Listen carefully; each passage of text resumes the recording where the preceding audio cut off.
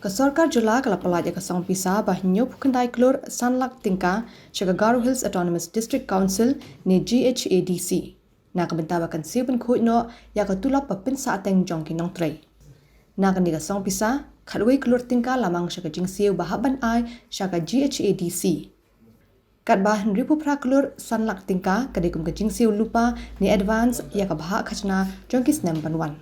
We have also cleared an amount of 79.5 crores to the Garo Hills Autonomous District Council today, out of which about 11 crores is their dues, which is there right now with us, and the rest of the 68.5 crores is an advance we're giving towards their share of royalty from the future.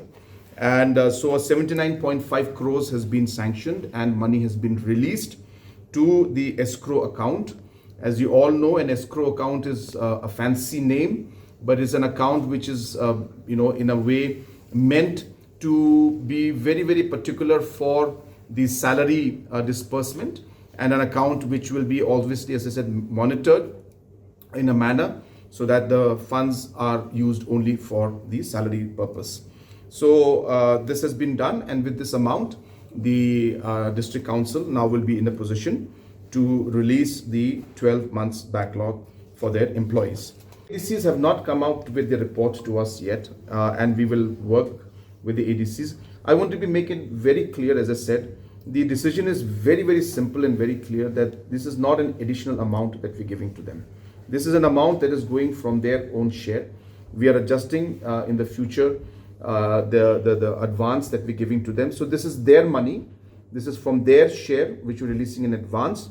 And the only condition that we have put is that we want a principal secretary to be there to monitor this finance so that it is not misused or diverted for any other purpose but for salaries. And that's why the escrow account has been opened, which will be meant and dealt by the district council. Nobody is going to run this account except the district council and the officials there, and the principal secretary will have the opportunity to monitor it. Obviously, because we're giving an advance and we want to ensure that the money is utilized for the salary. And we have also stressed on the fact that reform should take place, service rules should come into place, and revenue collection should go up. So we are hoping that when all of this falls into place, we will see some kind of a financial stability. And this offer and this discussion is on even with the Genti Hills and the Khasi Hills Autonomous District Council.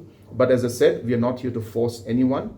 We are here to work together and to support and to help them in any way possible.